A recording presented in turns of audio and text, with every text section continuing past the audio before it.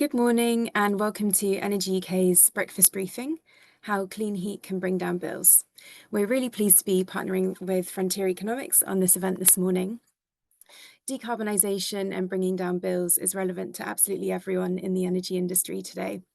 And over the course of this webinar, we're going to be thinking about how we can move from the situation we're currently in, where consumers are struggling with affordability and record high levels of debt, to a situation where customers across all tenures can access clean heat and other low carbon technologies to bring down their bills, improve their living standards, and decarbonise their demand. I'm Louise Shooter. I'm the Head of Heat Decarbonisation at Energy UK. Energy UK is the trade association for the energy industry. And I'm really pleased to welcome our four panellists this morning. Claire Thornhill, who is Associate Director at Frontier Economics. Amy Clark, who is Head of Commercial at Octopus Energy. Achilles Georgiou, who is Public Affairs and Communications Manager at Mitsubishi Electric Europe. And Cara Holmes, who is Principal Policy Manager at Citizens Advice. Our panellists will be speaking for around 5 minutes each before I will ask a few questions of them, and then we'll be opening up to questions from the audience. So please do put any questions that you have in the Q&A function at the bottom of the screen as we go through the presentations. Before I hand to Claire, who'll be speaking first, I'd like to briefly talk about Energy UK's Clean Heat campaign, the first two reports that we've published so far in this series, and share some of our analysis which shows how clean heat can help bring down bills. So if I could just have my first slide, please.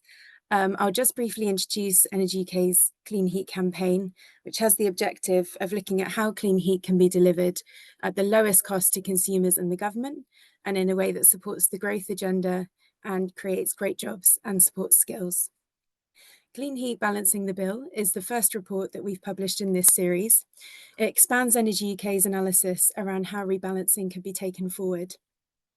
And in this report, we share analysis which finds that if the government was to move all policy costs from electricity onto gas, then the lifetime cost of an air source heat pump relative to a gas boiler would be £7,000 cheaper. In our second report, Clean Heat Financing the Transition, we look at how private finance can be leveraged to support the upfront capital cost of the transition from fossil to clean heating. And we look at the role of finance on both the household level and supporting heat network infrastructure development.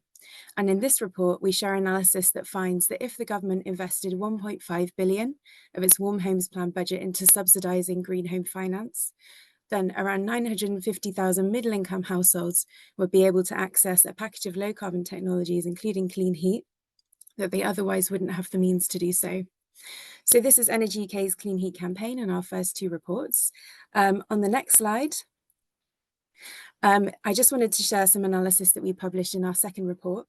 This is Energy UK analysis of modelling by Cotality UK, and it looks at what the impact would be for a household living in a property such as this, which is typical of a middle-income household, where they've taken out a subsidised secured loan to install an air source heat pump, a battery, and a solar PV array. And they are using energy flexibly, and rebalancing has also been implemented. Our analysis shows that this household would have an annual net saving of £10 while they're paying off the loan for that 10-year period, although in this case, the loan would actually be less than 10 years. Thereafter, this household would see annual energy bill savings of around 45%. So this would be improving their living standards, bringing down their bills and decarbonising their demand. So now I'm going to pass to Claire. So Claire, the government secured its 13.2 billion for the Warm Homes Plan, which we know is part of quite a difficult spending review process.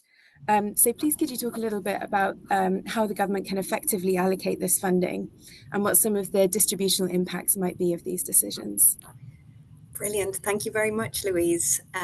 So I have some slides which hopefully will appear on the screen shortly.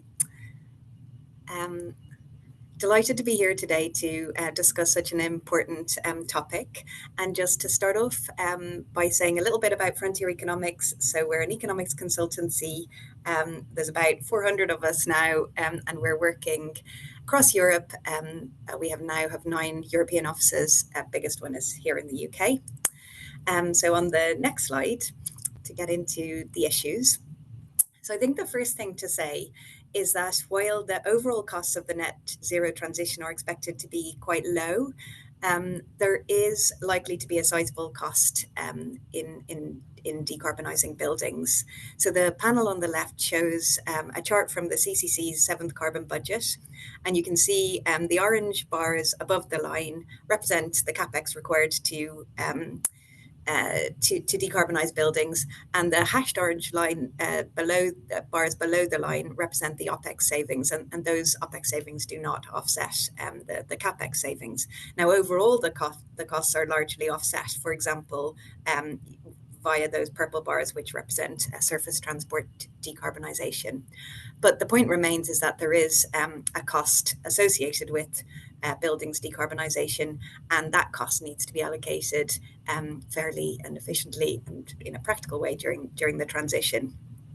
So what are the kind of questions that need to be addressed when allocating those costs? The first set of questions are around efficiency and how you can allocate the costs without creating distortions and incentivizing people to do things that might actually increase overall costs. The second one is fairness, and that's really critical in this topic area, as we all know, because warm homes have a big impact on well-being, and there are fuel poverty remains a major issue in the UK. So fairness is really critical, and that applies to not only protecting customers in vulnerable situations, but also ensuring that winners and losers are treated fairly.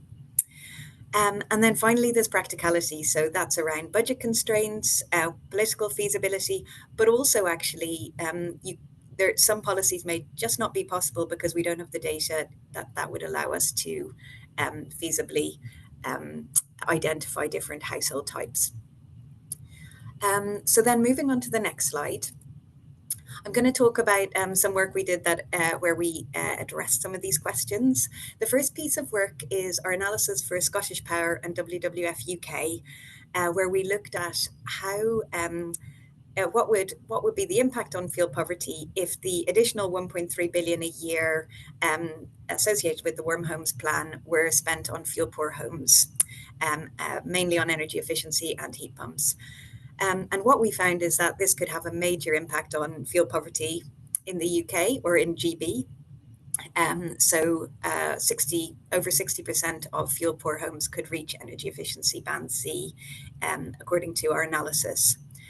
The analysis also revealed some big decisions that would need to be made. So, for example, you could decide to spend that 1.3 billion in a way that maximize the number of homes that you brought up to energy efficiency band C, or you could spend it on treating the least energy efficient homes first. In our analysis, we did the latter, so we looked at treating the EFG homes first. But if you did change that and just try to maximize the number of homes you could bring up, you could take that number to 70%. We also had to make decisions in the analysis about where to allocate heat pumps and on the proportion of funding that went to heat pumps versus energy efficiency.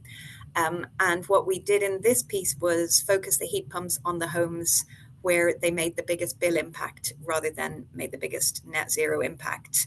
And that was all undertaken assuming no tariff rebalancing. So those decisions would change in a world where tariff rebalancing was in place. So then moving on to the next slide, just want to talk about some work where we moved away from just considering fuel poor and focusing on bill impacts and looking holistically at overall household costs for different archetypes. So for the CCC, we developed the net zero distributional model, which the CCC went on to then use in their seventh carbon budget analysis. So this model includes around 15 archetypes, which vary. The household archetypes vary in terms of buildings and transport, so numbers of cars and so forth, and numbers of homes, and also income levels. And what we were trying to do is allow a holistic analysis on the impacts of different households of net zero costs in total. So not just looking at energy costs, but also looking at transport costs and taking into account the impacts of taxation where various policies are funded via taxation rather than bills. The starting point was to assume that households bear the costs of the transition themselves, and then you can layer on the various policy levers on top of that. And I think what the value of this analysis is that it sort of moves away from just considering bills and looking at overall household costs in total. And then just to mention on the right, we've just been doing a small piece of analysis using need data, looking at the financial returns to heat pumps for households under different scenarios. So this only focuses on households with who are currently on gas.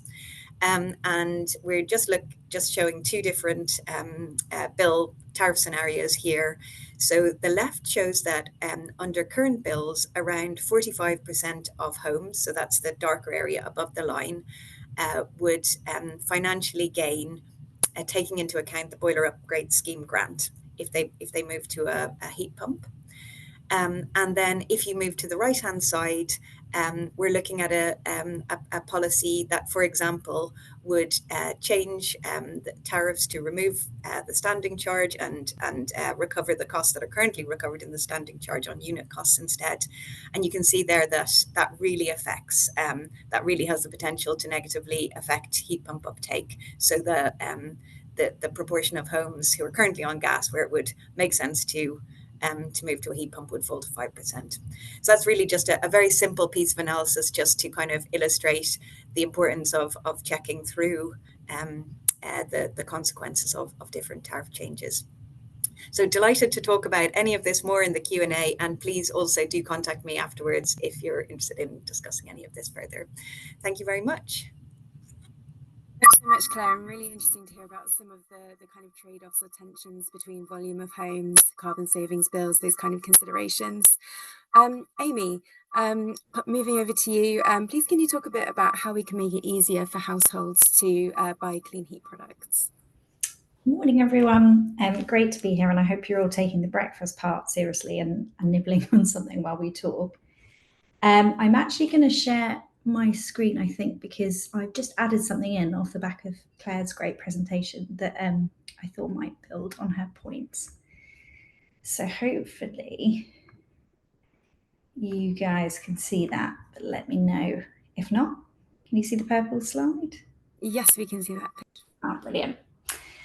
Yeah, so it's a really good question, Louise. I think there's huge demand already for clean heat across the UK. So we shared some figures for this last year. We had over 200,000 inquiries into heat pumps just through Octopus. And we're one of many people, obviously, in this space. So I think, you know, between us, there are hundreds of thousands, if not millions of people that are interested in heat pumps. The challenge is how we help as many of those people get through what is, quite frankly, a very difficult process at the moment. So I really wanted to focus on some of those operational challenges. Of course, you know, we have those in our own businesses, but these are ones that exist across the industry and apply to most customers. So 80% of people who come to buy a heat pump from us experience one of these three things. And the good news is they're all relatively, you know, specific, simple things that we can come together as an industry and government and fix. So the first is the Energy Performance Certificate. So, you know, that's a current requirement of BUS. About 50% of people in the UK don't have an up-to-date EPC. So one of the first things we have to say when they come to us is, oh, you know, you're going to need this document to evidence things for BUS. And help them arrange that. It's not too expensive, it doesn't take that long, but it's just another hurdle in the journey. We're really pleased that government have consulted on this. I think there's a strong will to kind of remove that from BUS, and we're hoping to see an announcement on that later this year, which is fantastic.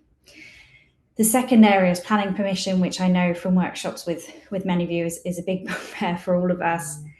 Again, government have made some great progress on this, removing the 1 metre rule, increasing the size limit, etc. But we're still seeing about 1 in 3 people requiring planning, mainly due to noise. And if you look at the stats, Nesta did some brilliant analysis on kind of council complaints. They're virtually zero. You know, I think they said in most councils there were less than 5 complaints ever on heat pumps, which is great. So clearly the limit is working in that respect, but it is stopping people or making it more difficult for them, shall we say, to get a heat pump. And for those people that they have to pay between £300 and £500 now, wait 8 weeks on average, just to find out if they can even get a heat pump. And obviously that puts a lot of people off. And then the final area is DNO upgrades as well. So actually there was a really good workshop organised by DOSNZ a few weeks ago on this, where we found out there's about a 15% auto approval rate for heat pumps at the moment, but that means 85% of the time, you know, they're not being auto approved, and we have to again wait weeks on average. We published that in our DNO leaderboard just to find out if a new heat pump can be connected. And of course, all of those things mean you can never have that kind of quick, easy install that we all want and need to be able to replace a gas boiler.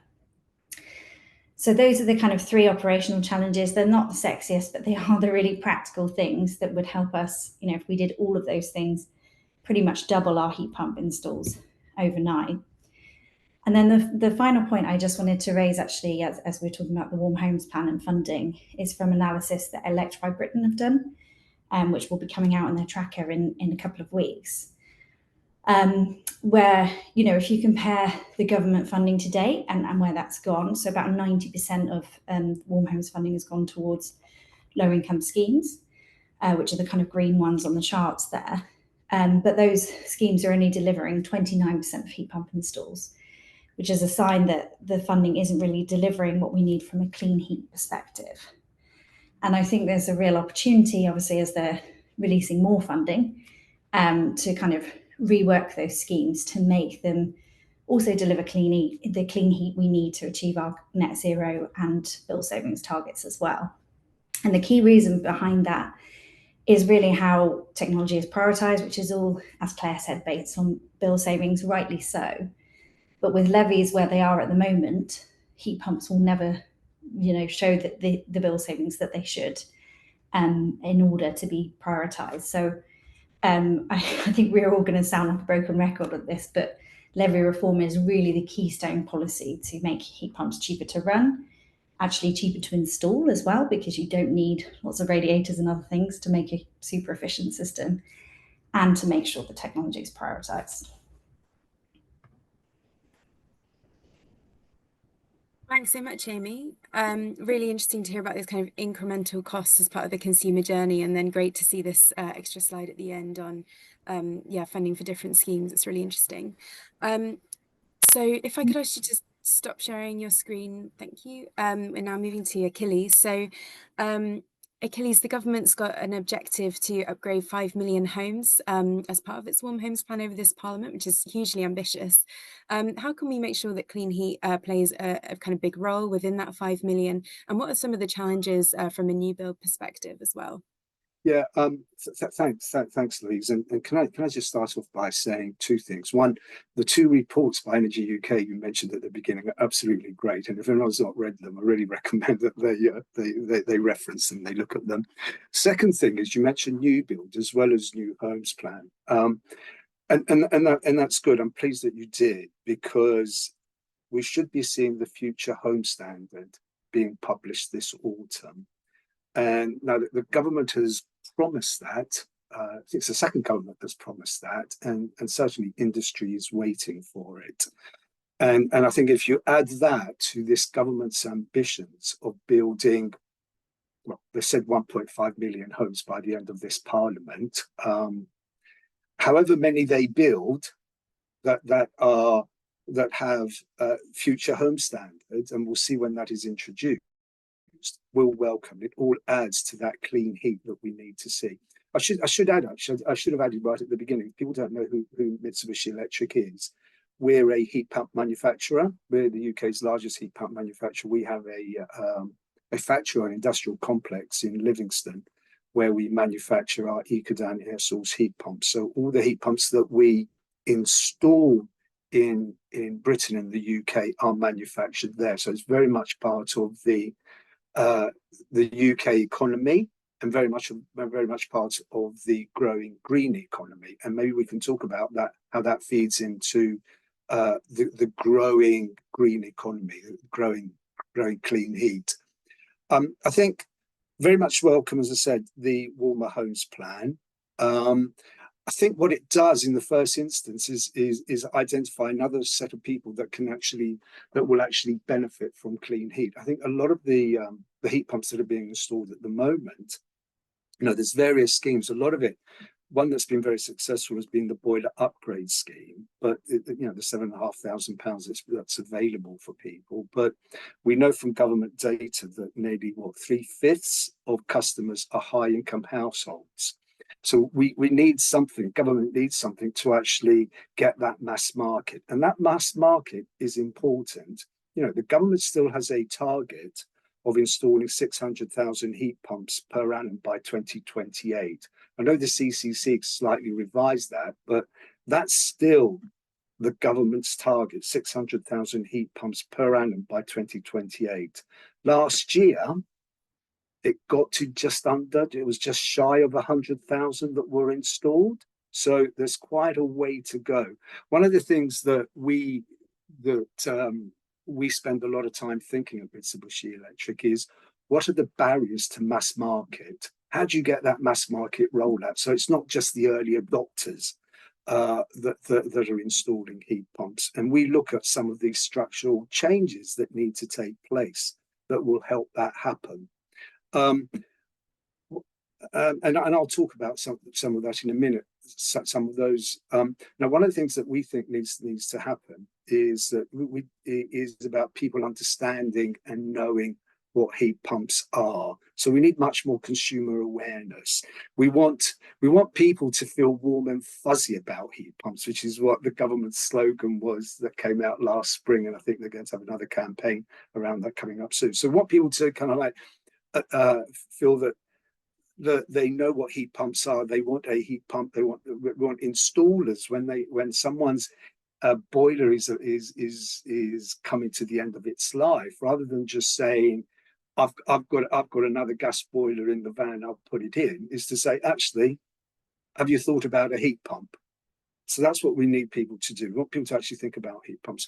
We did a study with Ipsos, and others have done studies as well. We did one back in 2023 where only 34% of people were aware of the most environmentally friendly way of heating their home. That may be slightly more now with various campaigns that are run, but it just still shows there's a long way to go. Interestingly, there was a study done last August, actually, of about 110, 111 MPs, and only 36% of them were familiar with the boiler upgrade scheme. So there's kind of a bit of work that needs to be done with MPs as well. What are some of those structural barriers? Cost, and cost has been mentioned, but cost is one of those big barriers. There's the cost in terms of the price of electricity to gas, and we might want to talk about that further. Certainly, the cost of electricity in comparison, the cost of electricity in the UK in comparison to the rest of Europe is substantially higher. And they have many, many more heat pumps than we do. A lot of countries do. We're one of the lowest countries with the number of heat pumps that are installed, and the cost of electricity per kilowatt hour is a big factor in that. I think there's also the cost in terms of installation and having a heat pump. And we've been doing quite a bit of work around how can we make the installation of heat pumps a lot easier and actually reduce some of the costs to the consumer with that. So we've introduced, through innovation, we've introduced things like pre-plumbed cylinders, which is basically you can just put a cylinder in nice and easy. It doesn't take too much time, and it's easy for the installer. The other big innovation that's happened in the last year or two is the introduction of high temperature heat pumps. Now, those are very powerful heat pumps. And basically the work that we've done there, and we've been doing some pilot work with a housing association, is that we have managed to reduce the installation time of a heat pump from something like 4 to 5 days to 2 days. Now that's a real cost saving, and that's able to happen because with a high temperature heat pump, you don't have to replace the radiators. You don't have to replace the piping, which is what used to happen with the low temperature heat pumps, what needs to happen with low temperature heat pumps, or quite often anyway, I should say. So it's less disruptive for the household, and it goes in 2 days, and that saves money as well. So we're piloting that at the moment. We're piloting it with a major housing association. We're talking to government about it. So I think with something like that, that will help reduce costs as well. A change in the price of electricity would also help, and government has often spoken about about doing a consultation on the price of electricity in comparison to gas and the levies that exist there. So hopefully we may see that coming forward. And the final thing, which I'll mention, just going back to installers, is that, as I said, we need installers to recommend heat pumps to households, and we certainly need a lot more installers in the industry. We need installers who are putting in gas boilers. We need them to come and say, you know, the future is very much heat pumps. It's not gas boilers any longer. So we do a lot of training for installers, bringing on new people. We have a number of training centres. We've got three training centres across the UK, at Livingston, where our factory is, at Hatfield and at Manchester, and we work with a number of colleges as well. So I think basically industry, working alongside government, local authority, the housing sector, social housing providers, as I mentioned, you can begin to align. You can begin to align where we need to go to in terms of breaking down some of those barriers that still exist, so we can get to that mass market, which I think is the goal, is the mass market adoption of heat pumps. So I think a long way to go, a lot of barriers still there, but we've just got to work through those, basically. Okay. Thanks so much, Achilles. And yeah, really interesting to hear your perspective around the role of consumer awareness in building a mass market for heat pumps and clean heat, which is a great lead-in for Cara. I think you're going to be talking about how we can build trust in the clean heat transition, please. Yeah, thanks so much, Louise, and thanks everyone for coming. It's funny being last because you get to hear everyone else and you think of, oh, this is an interesting bit and that's an interesting bit. So I'm going to talk a little bit about the work that Citizens Advice has done. Some of the work that I've done, I've just come back from secondment at the National Retrofit Hub, so I'll talk about some of that. But yeah, kind of ultimately how we build trust in clean heat. I guess just to summarize, just to start, we know there's something wrong. There clearly isn't trust there, because even when we're trying to give measures away for free through schemes like ECO, people don't want them. So we're kind of starting at a fairly low bar here. And I think that building trust really starts with understanding people's concerns, their worries, the problems that they're currently facing. I think a few of the other panelists have talked about this. And like kind of, I guess a big part of this for me is understanding where people currently are at and not necessarily trying to change that too much. I think we need to meet people where they are during this transition, and not expect them to suddenly change their behaviour just because we want them to. So yeah, Citizens Advice, we've really centred a lot of our work around like what people's current experiences are and what it is they are concerned about. We have lots of reports on our website looking at this and looking at consumer attitudes. So if you do want any more information on anything that I say, go to our website. Also contact me, of course, but our website is a really good place to start. So to kind of attempt very poorly to summarize a lot of the work that we've done, worries aren't isolated to a single part of the process. I think Achilles definitely talked about the barriers there and mentioned quite a few. And we can really see that in our research and evidence that concerns are evident throughout the journey. So on the process part, through our research, but as well as data from our consumer helpline, we know people are worried about rogue traders. We know people are worried about mis-selling. People are being put off by complicated processes, disruption during installation, and just like general struggles to find installers in their areas. But on top of that, there's worries about the measures themselves. So people worry about the process, but they're also worried about the actual like equipment, especially when we're talking about heat pumps. So when we look at heat pumps, people are really concerned about effectiveness of the technology. A lot of people are quite skeptical. They're kind of saying, I'm waiting for the technology to improve. I'm waiting for the price to come down.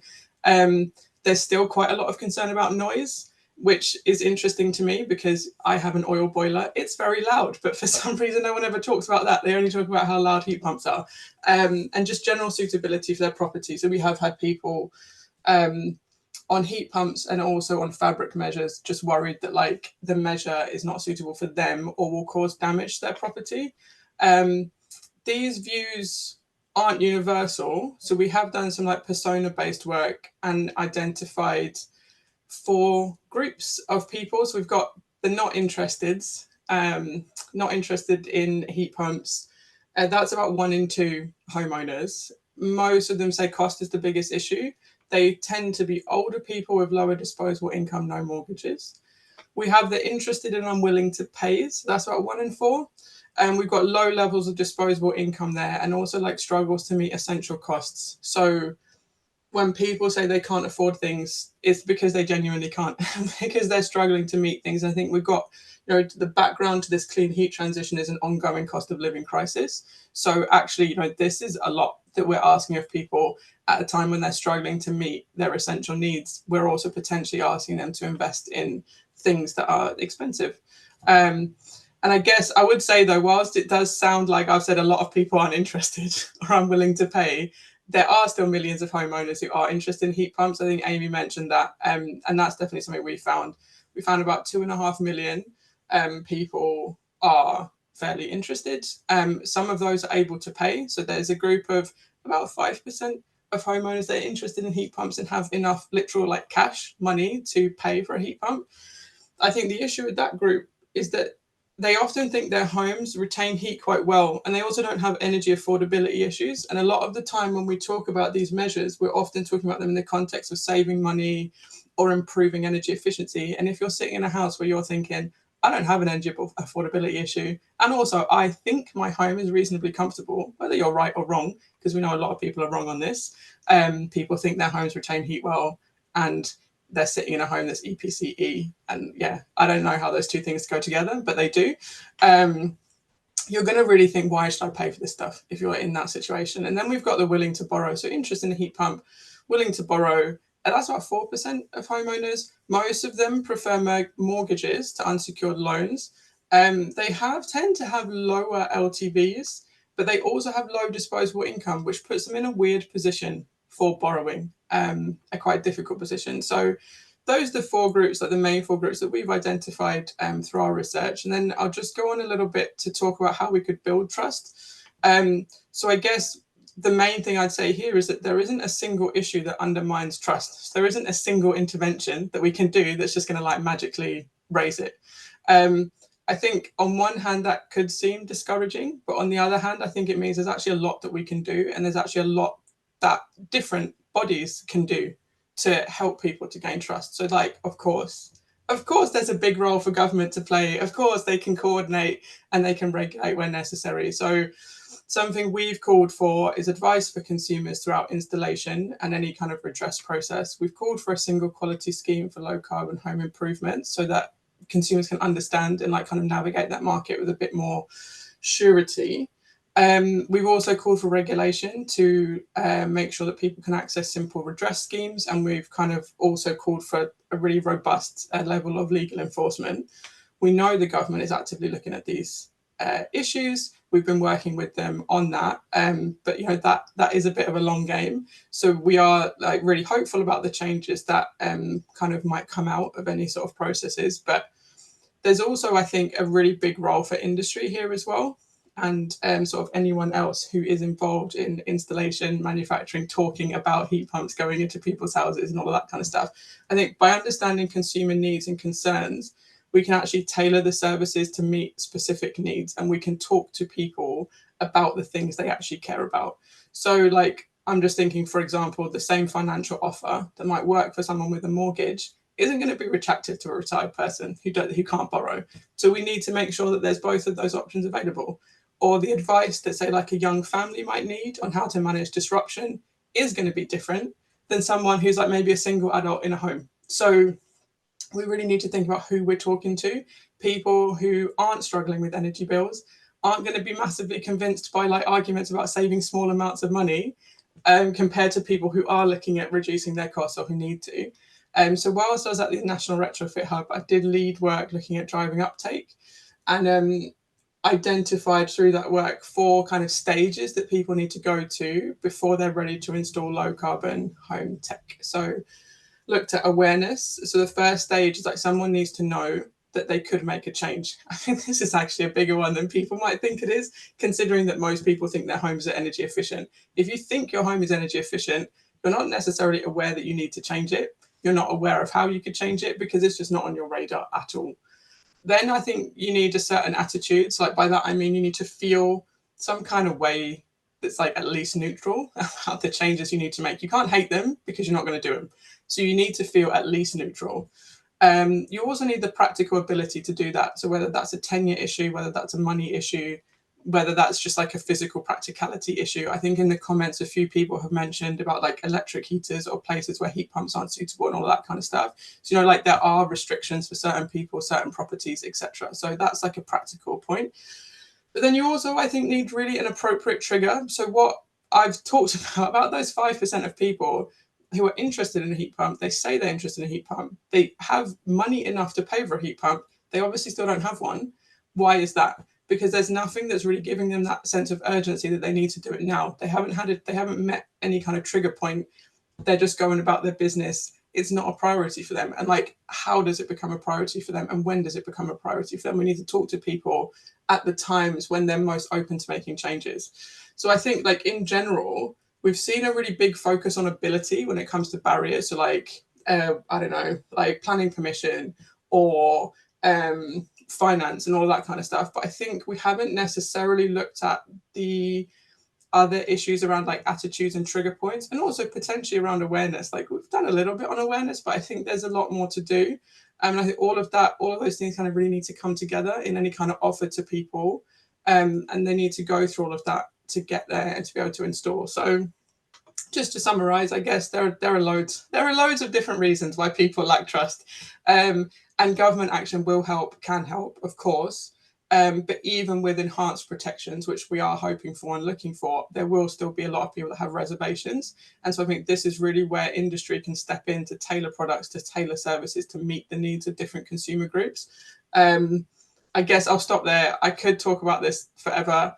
So if you do want to chat more, get in touch, or if you want more detail on the research, like I'm on LinkedIn, I think you've got all of those kind of details and stuff in the advertisement for this event. So yeah, please do get in touch, because I would love to talk about it more with you.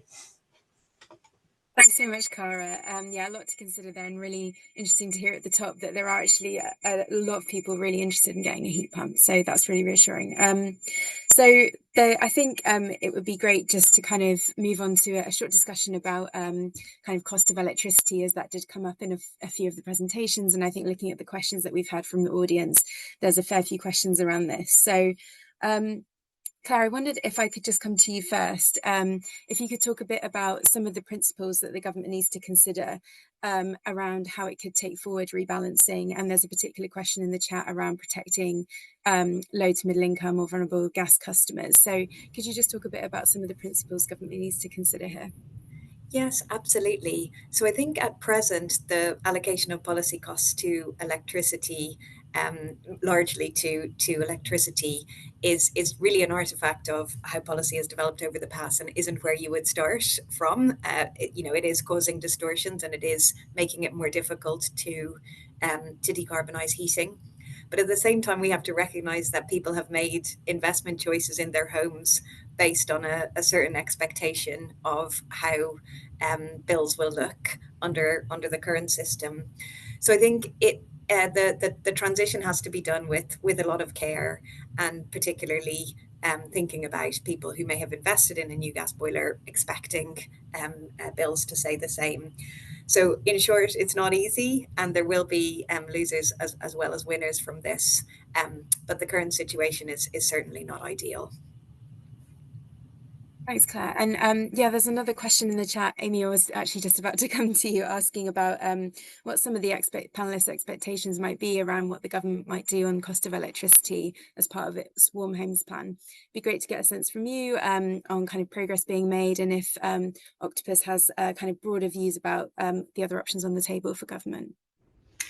Yeah, I mean, I can share what I would like them to do, but I probably don't know exactly what their plans are. But I think another kind of key principle, which really kind of links to what we've been saying about bringing down people's bills, is making it kind of universal for all electric heating and transport and anything driven by electricity.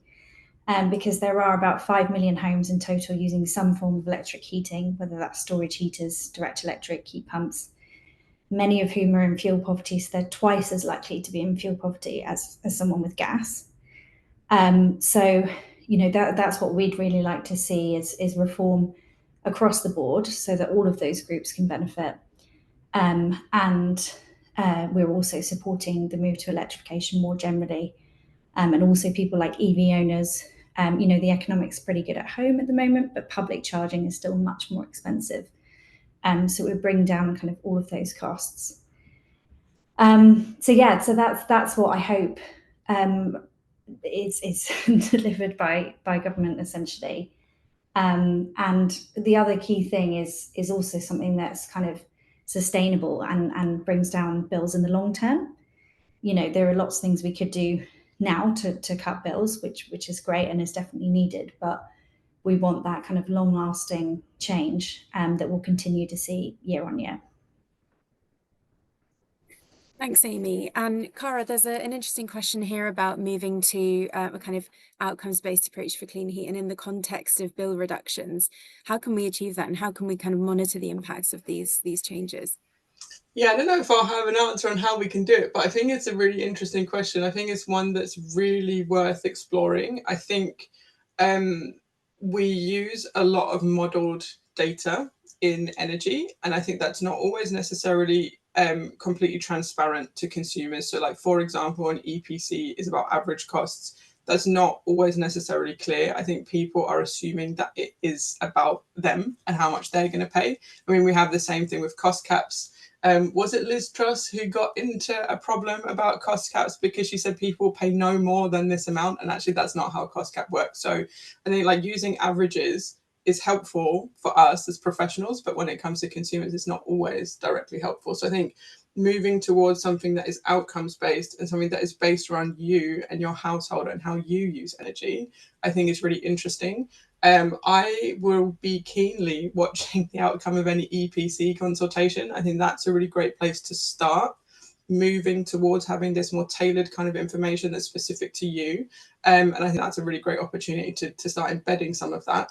And yeah, I think it's something that we should be considering moving towards, and just wondering how to facilitate that and how to build that into how we finance things and how we protect outcomes moving forward. So yeah, like whoever was asking those questions, I'm really keen to like pick up with you outside of this if you would like to talk about that in more detail. But yeah, I think EPCs are a great place to start. Tailoring is a great place to start. People, I guess we can't underestimate how little people want to engage on this kind of specific information. And I think we always maybe set a bar that's too high because we are interested. So I think we need to kind of assume that people aren't interested and give them information that doesn't require them to process and think too much, that is actually accurate to them. And they're not going to have to be like shocked at kind of the end of the year, the end of the month, looking at things that just don't seem to add up compared to maybe the claims that they had read and misunderstood. Thanks, Cara. And then just to kind of come to the last few questions in relating to bills, there's some interesting questions around the interaction between rebalancing and Ofgem's cost allocation review. And there's a question, a kind of follow-up question for you here, Claire, around your analysis and the difference between heat pump affordability with current bills versus a zero standing charge scenario. And if you could just talk in a bit more detail around the difference between those two kind of scenarios. Yes, sure. So essentially, it's a very kind of simple analysis where the unit cost of electricity is higher in the scenario without the standing charge. Therefore, it reduces the financial case for a heat pump. So it's really, that's all the chart is showing. It's part of a wider piece of analysis where we're looking at different tariff structures, but there wasn't kind of time to get into that today. But I think it's really just there to illustrate that kind of changes to kind of help with address one problem can lead to different issues. Thanks, Claire. So I just wanted to pick up now on a few of the questions relating to consumer journey. And there's a couple of questions around kind of anticipatory investment. So looking at the role of DNOs and anticipating infrastructure upgrades ahead of need. And also on a household level, how we can encourage households to do things like upgrading radiators where necessary in advance of installing a heat pump. Be open question to any of the panelists that would like to come in about how we can facilitate that kind of anticipatory approach from an infrastructure level and household level. Cara? Yeah, I think that's a really interesting question. I think there's kind of, I guess, there's been two, I think, ways to think about retrofit, and they maybe are not necessarily complementary to this idea of doing things bit by bit. And I think maybe we do need to move towards thinking more about people doing things bit by bit, and not expecting people to do this whole house kind of thing at once. It is really expensive, it is really disruptive. So I guess, again, I'm a huge champion of the potential for EPCs. I will talk about them all the time. I think there is, in our advice, when we need to think about what you could do now, what you could do then, what you could do, further down the road, so people can start with those things that are easy and get them going. I think also the role of NESO and the regional energy strategic plans will be really helpful here. Like local authorities have had what are they called, local area energy plans for a while, but those have not necessarily been directly linked in with where investment is being made on a network level. So I think kind of bringing those together will be really helpful, so that we can, as we kind of see a bit more devolution and kind of strategic authorities making more moves and being more able to act in this area, if we can see more coordination, that will be really helpful, I think, especially in the new build space. I think there was also a question in the Q&A about area-based schemes. I think as well, kind of being able to link investment a bit more strategically also helps to target where those schemes could be. I have yet, and I could very well be wrong on this, to see a kind of large scale area-based scheme, but really, really excited to see that possibility. I think it could be something that could work really well if we can make it work appropriately to kind of fix houses just as we go down, regardless of tenure, regardless of people's situation. I think seeing someone else do something always makes it less scary. So knowing that your neighbour's done it and then we're all in it together, I think does really help kind of ease that worry and ease that kind of feeling of I'm out here on my own and something might go wrong. So yeah, all really exciting. And I think NESO will be a really interesting, you'll see how their role develops in kind of helping bring some of this strategic investment together.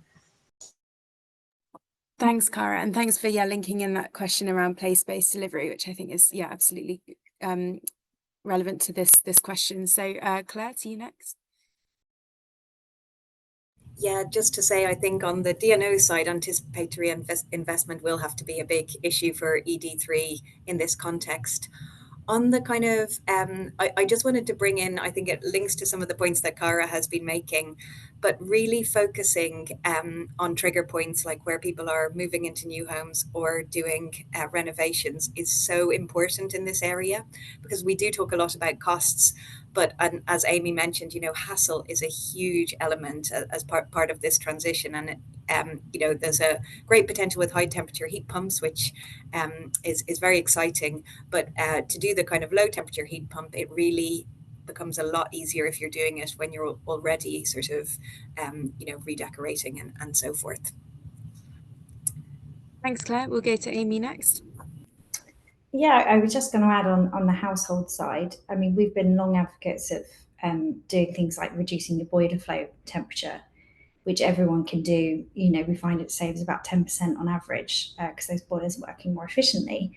But it's also getting you ready for a heat pump, essentially a low temperature system. And And then on the other side, there's been a lot of chat about high temperature heat pumps. I totally agree with Achilles. We offer both to customers at the moment. We find high temperature, so the average flow temp of those is, even though they can go really high, it's about 59 degrees, which isn't much more than your average heat pump. They cost about £1,000 less to install because you don't need lots of radiator upgrades, and only slightly more, about £30 a year more to run on average. So, you know, I think that's really kind of changing the game as well. And if you're already, you know, getting your home ready for a heat pump, you switch to a high temperature one, I think people will find it's actually a really simple transition for them. Thanks, Amy. And then, yeah, over to you, Achilles. Yeah, just two things. I know we're coming close to the end of our allotted hour. Just on the work that we're doing on high temperature heat pumps with this housing association, they've received money from the Social Housing Decarbonisation Fund, wave 3, I think, so it's wave 3 now. What they're looking to do is that the savings that they will make from the installation time, reducing it from 4 or 5 days to 2 days, is that they're looking to take that money and invest it further in things such as solar panels. So that's making the warmer home plan money go a lot further.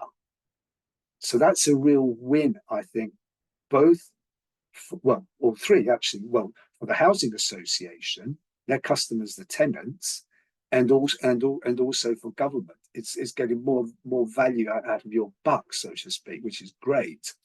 The other thing about local authorities and the combined authorities and so on, we're doing some work, and we're beginning to talk to local authorities at the moment, and there's one which is beginning to progress quite well actually, where a local authority is looking to put together a clean heat plan, and they're taking a ward in their city of about 9,000 homes and seeing how can you develop that clean heat plan for 9,000 homes.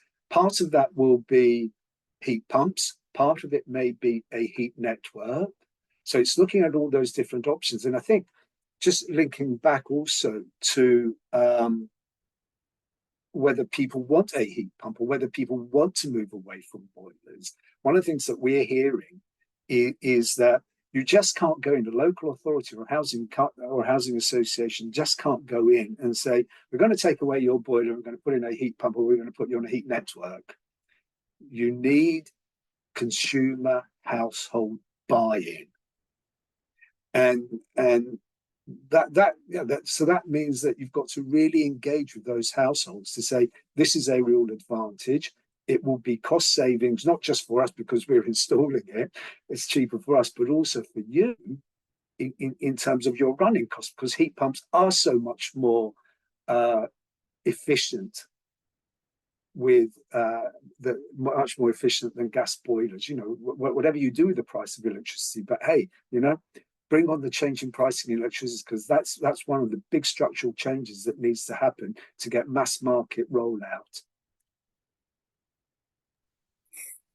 Thanks, Achilles. And I did just kind of want to ask you a follow-up question around that place-based approach, because you know, working on those larger social housing schemes, that's obviously a slightly different delivery model for the kind of individual home retrofits. So through that, do you have any kind of have you identified particular challenges or opportunities around doing kind of larger schemes, place-based schemes, and what could be the opportunities through the Warm Homes Plan for that? Well, I think that's what we're beginning to discover. That's what we're beginning to learn now, because I think the Warmer Homes Plan is making that possible.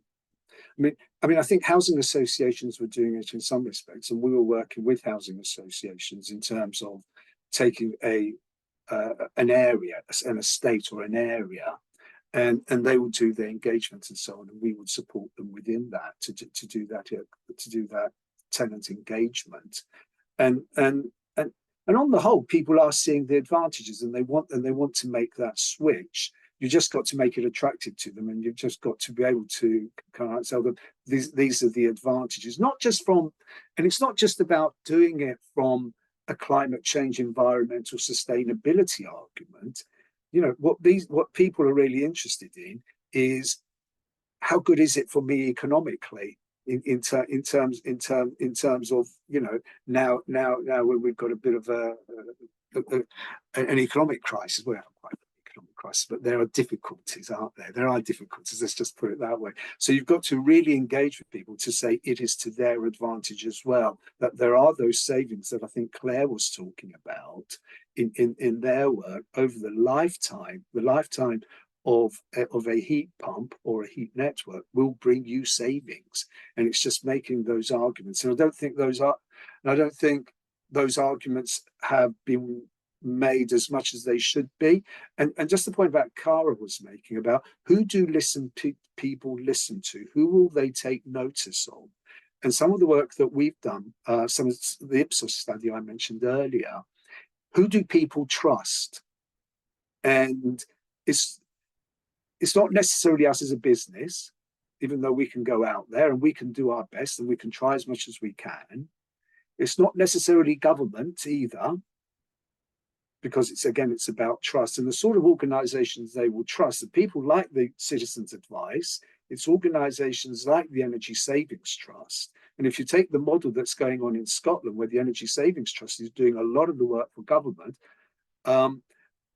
there's a lot of buy-in then. There's a lot of take up, because there is an independent body that people can go to get information that they know it's not a business, it's not government, it's not anyone with an interest other than the interest of the consumer.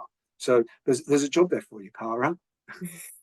Thanks so much, Achilles. Great note to end on and call to action. Well, it just remains to say thank you so much to everyone who's joined this morning. It's been a brilliant discussion. Thank you for our panelists for your brilliant presentations, and we'll be sharing a recording of this afterwards with everyone that's joined. We'll now be getting a slide on the screen which just sets out forthcoming Energy UK events. This includes our Power Talks with Kwasi Kwarteng, which is taking place on Wednesday the 24th of September. You can register to join that online. And we also have our annual conference taking place on the 14th of October, which will be a really fantastic event. So yeah, just a final thank you really for joining Energy UK's breakfast briefing this morning, and to our sponsor, Frontier Economics. Thank you all. Thanks, everybody. Thanks so much, everyone.